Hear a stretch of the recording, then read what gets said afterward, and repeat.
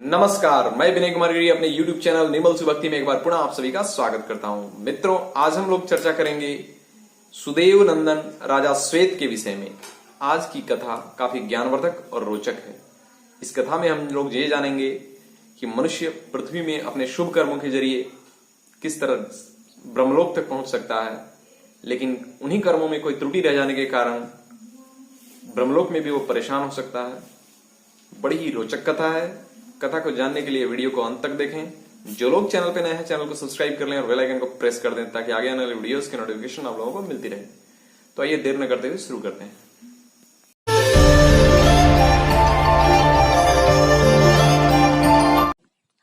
बहुत काल पहले की बात है। विदर्भ देश में सुदेव नाम के एक यशस्वी राजा थे। उनके दो पुत्र थे। ज्येष्ठ का नाम श्वेत और छोटे का नाम सुरथ था। पिता की मृत्यु के उपरांत श्वेत को राज्य मिला। राजा श्वेत ने धर्मपूर्वक अनेक वर्षों तक शासन किया। फिर अपने छोटे भाई सुरथ को राज्य सौंपकर एक दुर्गम वन में तपस्या करने चले गए। वहां एक सरोवर के तट पर दीर्घकाल तक महान तप किया।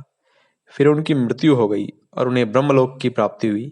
किंतु ब्रह्मलोक पहुंच जाने पर भी उन्हें भूख और प्यास बड़ा कष्ट देने लगे। वे सोचते, मैंने इतना महान दुष्कर तप किया है और दीर्घकाल तक धर्मपूर्वक राज्य का शासन भी किया है, तब भी भूख प्यास मेरा पीछा क्यों नहीं छोड़ती। दुखी हो वे ब्रह्मा जी के पास गए और बोले, भगवान, यह ब्रह्मलोक तो भूख प्यास के कष्ट से रहित है, किंतु यहाँ भी भूख प्यास मेरा पीछा नहीं छोड़ रही। ऐसा क्यों है, बताने की कृपा करें, और मेरा आहार क्या होगा यह भी बताएं। ब्रह्मा जी बोले, सुदेवनंदन, तुमने धर्मपूर्वक राज्य का पालन किया और महान तप भी किया, जिसके फलस्वरूप तुम्हें यह ब्रह्मलोक प्राप्त हुआ है, परंतु तुमने कभी किसी को कुछ भी दान नहीं दिया। दान करना खेत में बीज बोने के समान है। बिना बीज बोए कहीं कुछ नहीं जमता, कोई भी भोज्य पदार्थ उपलब्ध नहीं होता। तुम्हें प्रतिदिन मृत्युलोक में जाकर अपने ही शव का आहार ग्रहण कर अपनी भूख प्यास मिटानी होगी। ब्रह्मा जी ने पुनः कहा, राजन, उस वन में, उस सरोवर के निकट जहां तुम्हारा दिव्य शव पड़ा है, वहां जब महर्षि अगस्त्य पधारेंगे तो उनकी कृपा से तुम्हारा यह कष्ट दूर हो जाएगा। फिर धीरे धीरे समय बीतता गया और राजा श्वेत महर्षि अगस्त्य की प्रतीक्षा करते रहे। अंततः वह समय आ गया।